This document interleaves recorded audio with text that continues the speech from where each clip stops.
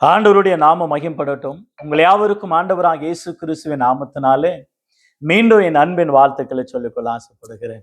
எனக்கு அருமையானவர்களே, இந்த நாளில் கூட சேஷிதமாக இரண்டாவது பாகமாக மிக முக்கியமானவைகள், இயேசு கிறிஸ்து உலகத்துல பிறந்தாரா, வந்தாரா, அனுப்பப்பட்டாரா என்ற அந்த 3 கேள்வியிலே முதலாவதாக அவர் பிறந்தாரா, எப்படி பிறந்தார், எங்க பிறந்தார் என்றதன முதல் பாகத்துல நாம் படித்து கொண்டோம். விசேஷத்த செய்தியாக இரண்டாவது பாகமாக இயேசு கிறிஸ்துவானவர் உலகத்துல வந்தாரா, அப்ப வந்தாருன்னா அப்ப எங்க இருந்தார், எங்கிருந்து எங்க வந்தார் என்பதுதான் மிக முக்கியமான கேள்வியா இருக்கிறது.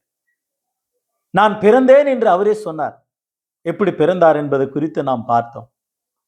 வந்தார் என்று அவரே சொன்னார். எப்படி வந்தார், வந்தார் என்றால் அப்ப எங்க இருந்தார்?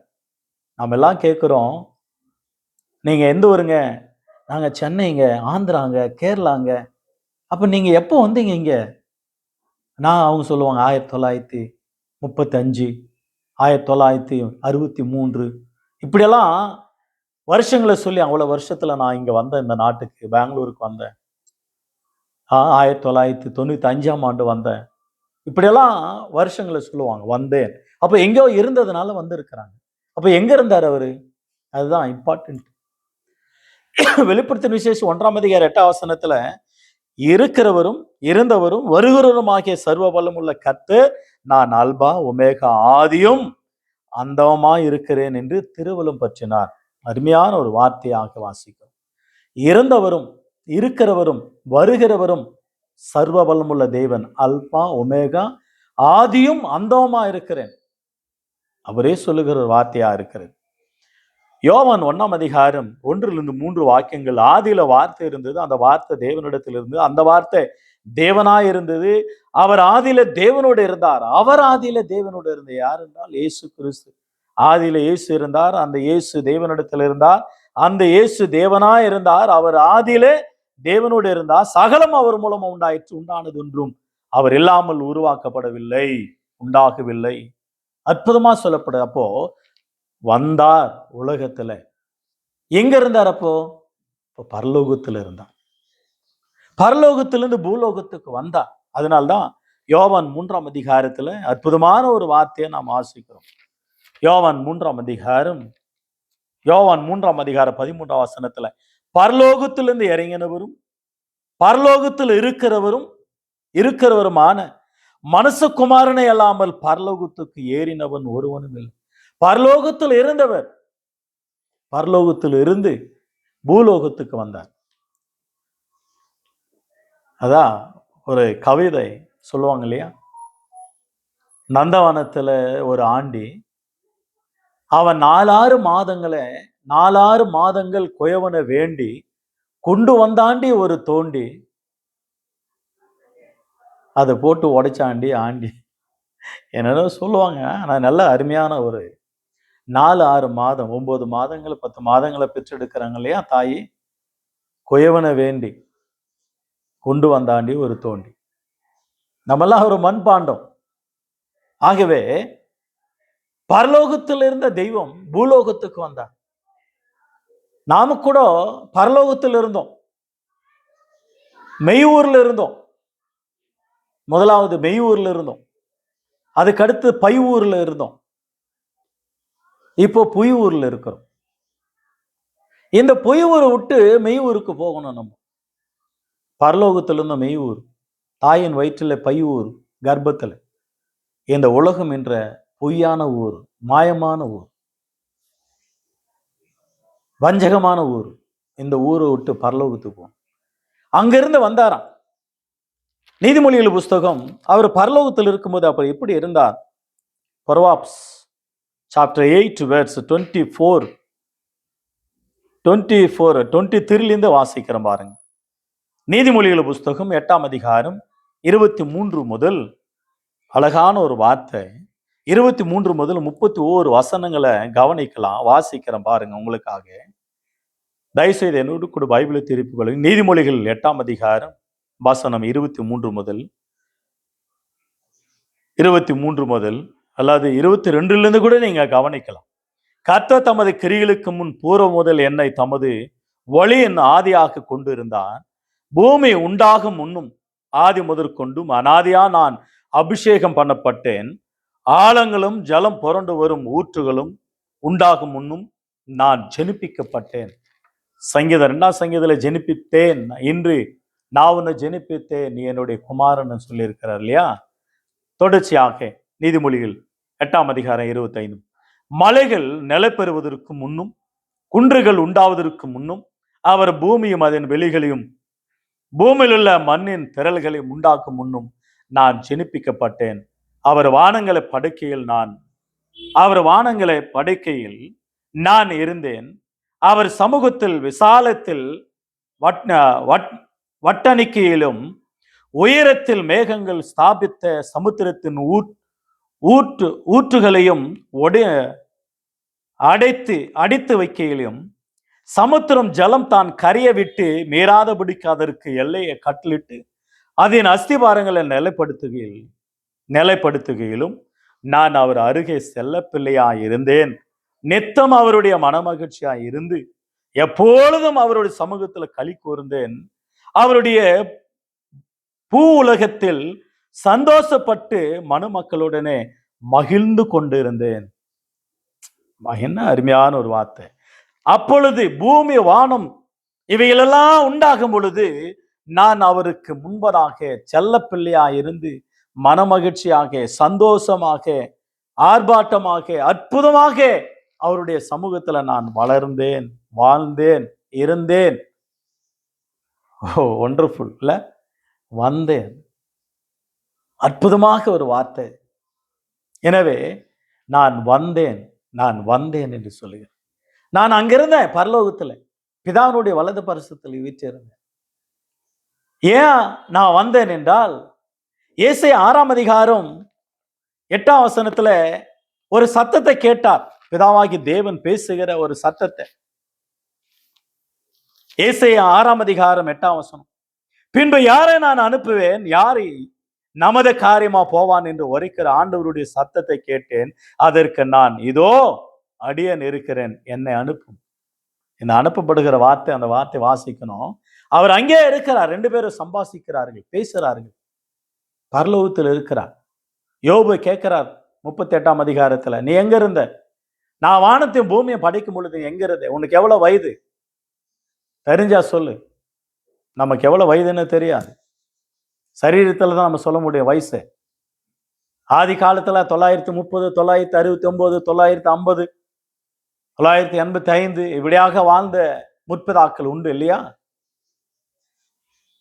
ஆகவே முடிந்தால் சொல்லு என்றார். நான் அங்கிருந்தேன்.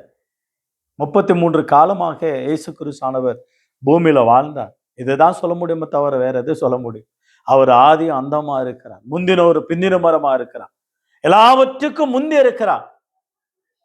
சிருஷ்டிகளிலே எல்லாவற்றுக்கும் பிந்தி நம்ம தான். நமக்கு என்ன தெரியும், உனக்கு என்ன தெரியும் என்று சொல்ற மாதிரி உனக்கு என்ன தெரியும்? நமக்கு ஒன்றும் தெரியாது. தாய் சொல்றாங்க உங்களுக்கு இவ்வளவு வயசுன்னு, தெரியாது. தாய்க்கே தெரியாது எப்போ உருவாகணும் கருவில். ஏசாயா சங்கீதங்களின் புஸ்தகம் 40ஆம் சங்கீதம், சங்கீதம் 40ஆம் சங்கீதம் 6, 7, 8 ஆகிய வசனங்களை பாருங்களேன். சங்கீதம் 40ஆம் சங்கீதம் 6, 7, 8. பலியும் காணிக்க நீர் விரும்பவில்லை, என் செவிகளை திறந்தேன். சர்வாங்க தகன பலிகளும் பாவ நிவாரண பலிகளும் நீர் கேட்கவில்லை. அப்பொழுது நான், இதோ வருகிறேன், புஸ்தக சுரில் என்ன குறித்து எழுதியிருக்கிறது, என் தேவனே உமக்கு பிரியமானதை செய்ய விரும்புகிறேன், உமது நியாயப்பிரமாணம் என் உள்ளத்திற்குள் இருக்கிறது என்று சொன்னேன். எபிரேயர் 10ஆம் அதிகாரத்துல கூட இந்த வார்த்தையை நாம் கவனிக்கலாம். இயேசு கிறிஸ்து தன்னை குறித்து எழுதியிருக்கிறதே பரலோகத்திலிருந்தே அறிந்து கொண்டார். புஸ்தக சுருள் எடுத்து வாசிக்கிறார். அப்பொழுது வாசிக்கும் பொழுது ஏசாயா சங்கீத புஸ்தகத்தையும் வாசிக்கிறார். அதுக்கு பிற்பாடு வந்த பிற்பாடு எபிரேயர் 10ஆம் அதிகாரம் 7 முதல் 9 வாக்கியங்கள், 7 முதல் 9 வாக்கியங்கள், 7, 8, 9 வாக்கியங்கள். அப்பொழுது நான், தேவனே உம்முடைய சித்தத்தின்படி செய்ய வருகிறேன், புஸ்தக சுரில் என்ன குறித்து எழுதியிருக்கிறது என்று சொன்னேன் என்றான். நியாயப்பிரமாணத்தின்படி செலுத்தப்பட்டு வருகிற பலிகளை குறித்து மேற்சொல்லப்படிய பலியும் காணிக்கும் சர்வாங்க தகன பலிகளும் பாவ நிவாரண பலிகளும் நீர் விரும்பவில்லை, அவைகளை உமக்கு பிரியமானவைகள் அல்ல என்று சொன்ன பின்பு, தேவனே உம்முடைய சித்தத்தின்படி செய்ய இதோ வருகிறேன் என்று சொன்னார். இரண்டாவது நிலைநிறுத்துவதற்காக முதலாவது நீக்கப்படுகிறார். இப்போ அவர் வந்தார். எப்படி வந்தார்? எங்க இருந்தார்? அப்போ யார் மூலமா வந்தார்? அற்புதமான ஒரு வார்த்தைகளை அவர் எடுத்து வரைக்கிறது நான் பார்க்கிறோம். 1 தீமோத்தேயு புஸ்தகம் 1ஆம் அதிகாரம் 15ஆம் வசனத்துல, பாவிகளை ரட்சிக்க கிறிஸ்தேசு உலகத்துல வந்தார் என்கிற வார்த்தை உண்மையும் எல்லாம் அங்கீகரிப்புக்கும் பாத்திரமானது. அவர்களில் பிரதான பாவி நான் என்று சொல்றார். வந்தார். எப்படி வந்தார்? அவர் வந்தார் பிதாவினுடைய சித்தத்தை நிறைவேற்ற வந்தார், பிதாவினுடைய வேலை செய்ய வந்தார். ஆகையினாலதான் வந்தேன்னு சொல்லுகிறார். 1 தீமோத்தேயு 3ஆம் அதிகாரம் 16 கூட பாருங்களேன். 1 தீமோத்தேயு 3:16, அன்றையும் தேவ பக்திக்குரிய ரகசியமானது யாவரும் ஒப்புக்கொள்கிறபடியே மகா மேன்முள்ளது. தேவன் மாம்சத்திலே வெளிப்பட்டார், ஆவியிலே நீதி உள்ளவர் என்று எண்ணப்பட்டார், வழங்கப்பட்டார், தேவதூதலால் காணப்பட்டார், புறஜாதிகளிடத்தில் பிரசங்கிக்கப்பட்டார், உலகத்துல விசுவாசிக்கப்பட்டார், மகிமையிலே ஏறெடுத்து கொள்ளப்பட்டார். அவர் வந்தார். அற்புதமான நம்முடைய ஆண்டவர் வந்தார் என்ற வார்த்தையை எவ்வளோ வார்த்தைகளை நாம் வாசிக்கிறோம். யோவான் 3ஆம் அதிகாரம் 13 வாசிக்கிறோம். அவர் இறங்கி வந்தாராம், பரலோகத்திலிருந்து இந்த பூலோகத்துக்கு இறங்கி வந்தாராம். அதான் சொல்லப்படுகிற அந்த வார்த்தை, பரலோகத்திலிருந்து அவர் இறங்கி வந்தார். அவர் வந்தார், இந்த உலகத்துக்கு வந்தார். உலகத்தில் ஒவ்வொரு மனிதனுடைய வாழ்க்கையும் தேவன் எழுதி வைத்தார், மாற்றி வைத்தார் அழகாக. லூக்கா 19ஆம் அதிகாரம் 10ஆம் வசனத்துல, எழுத போனதை தேவன் தேடவும் ரட்சிக்கவும் மனசுக்குமாரன் வந்தார் என்று இயேசு கிறிஸ்து ஆண்டவரே சொன்ன ஒரு வார்த்தையாக நாம் படிக்கிறோம். 19:10 எழுத போனதை தேடவும் ரட்சிக்கவும் மனசுக்குமாரன் வந்தார். மத்தேயு 18ஆம் அதிகாரம் 10ஆம் வசனத்துல கூட வாசிக்கிறோம், கெட்டு போனதே ரட்சிக்கவும் நான் வந்தேன் என்று சொல்லியிருக்கிறார். அவர் வந்தார். லூக்கா 9ஆம் அதிகாரம், லூக்கா 9ஆம் அதிகாரம் 56ஆம் வசனத்தை கூட பாருங்களேன். 56ஆம் வசனம், மனசுக்குமாரன் மனுஷருடைய ஜீவன் அளிப்பதற்காக அல்ல, ரட்சிக்கிறதற்கே வந்தார் என்றார். பின்பு அவர்களுக்கு வேறொரு கிராமத்துக்கு போனார்கள்.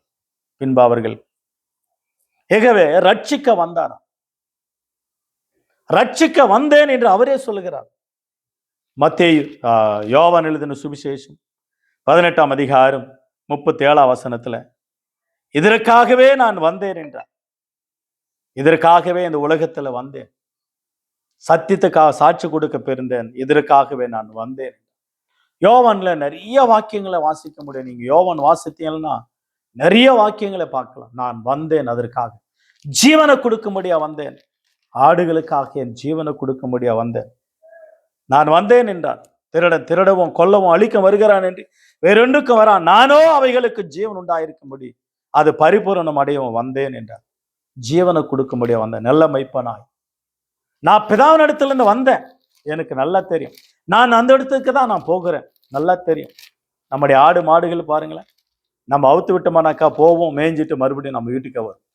ஏனென்றால் அதுக்கு தெரியும் எங்கிருந்து வந்தேன் என்று தெரியும், எங்க போகிறேன் என்று அவருக்கு தெரியும், அவைகளுக்கு தெரியும். பட் நமக்கு தான், மனிதர்களாகிய நமக்கு தான் எங்கிருந்து வந்தோன்னு தெரில, எங்க போகிறோன்னு தெரில, என்ன செய்கிறோன்னு தெரில, யாருக்கா வாழ்கிறோம் என்றும் தெரியாம புரியாம அழைகிறத நாம் பார்க்கிறோம்.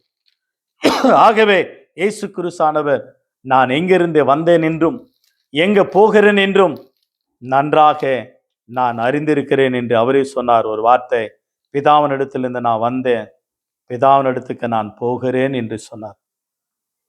ஆகவே எனக்கு அருமையான கத்தொடுப்பில் நம்முடைய வாழ்க்கையில நாம் எங்கிருந்து வந்தோம், எங்க போகிறோம், பிதாவினுடைய சித்தத்தை செய்ய வந்து பிதாவினுடைய சித்தத்தின்படியாக நாம் செயல்பட வந்தோம். சங்கீதங்களின் புஸ்தகம் சங்கீதம் 139 சங்கீதம், சங்கீதம் 139 சங்கீதத்துல 16 வசனத்துல, என் கருவை உம்முடைய கண்கள் கண்டது, என் அவயவங்கள் ஒன்றாகிலும் இல்லாத போதே அவைகள் அனைத்தும் அவைகள் உருவப்படும் நாட்களும் உமது புஸ்தகத்தில் எழுதியிருந்தது. நாம் ஒவ்வொருவரு குறித்து ஆண்டவர் ஜீவ புஸ்தகத்தில் எழுதி வைத்திருக்கிறார், ஞாபக புஸ்தகத்தில் எழுதி வைத்திருக்கிறார். வேத புத்தகத்தையும் ஆண்டவர் நமக்கு ஞாபகப்படுத்தி நம்ம உணர்த்துகிறார். ஆகவே எனக்கு அருமையான கர்த்தருடைய பிள்ளைகளை, நம்முடைய வாழ்க்கையில கர்த்தர் நல்லவரா இருக்கிறார். கர்த்தரை சித்தமானால் இன்னொரு பாகத்துல கூட அவர் அனுப்பப்பட்டவர் என்ற 3வது பாகம் விசேஷமாக அவைகளை நாம் படித்துக்கொள்ள உதவி செய்வார். இயேசு கிறிஸ்தானவர் இந்த உலகத்துல வந்தார். அவரே வந்தார். என்னை அனுப்புங்க பிதாவே, நான் வர்றேன். என்னை அனுப்பும், நான் போறேன். என்னை அனுப்பும், என்னை குறித்து எழுதி இருக்கிறது. நான் போய் பலியாகிறேன், ஜனங்களுக்காக மரிக்கிறேன், ரத்தத்தை சிந்தறேன், ஜீவனை கொடுக்கிறேன், வழியை காட்டுறேன், பரலோகத்து வரும்படி வழியை காட்டுறேன், என் பிதாவினுடைய சித்தத்தின்படி செய்ய பிதாவை காட்டுறேன், வழியை காட்டுறேன், சத்தியத்தை போதிக்கிற, பரலோகத்து வரும்படியா நான் போதிக்கிறேன். எனக்கு என்ன அனுப்பு, நான் போறேன்னு பரலோகத்து பிதாவினுடைய அனுமதியோடு கூட பூலோகத்துக்கு வந்தா. பரலோகத்துல அதே இயேசு கிறிஸ்து நீரே எதற்காக நீங்க வந்தீங்களோ அந்த நோக்கத்தை நீங்கள் சிந்தித்து செயல்பட கர்த்தர் உங்களுக்கு உதவி செய்வாராக. இந்த வாக்கியங்கள் ஆண்டவர் ஆசீர்வதிப்பாராக. கிறிஸ்துமஸ் வாழ்த்துக்களோடு கூட விடைபெறுகிறேன். கர்த்தர் உங்களை ஆசீர்வதிக்கட்டும். கர்த்தர் சித்தமான இன்னொரு பாகத்துல சந்திக்கலாம். கர்த்தர் உங்களை ஆசீர்வதிப்பாராக. God bless you all.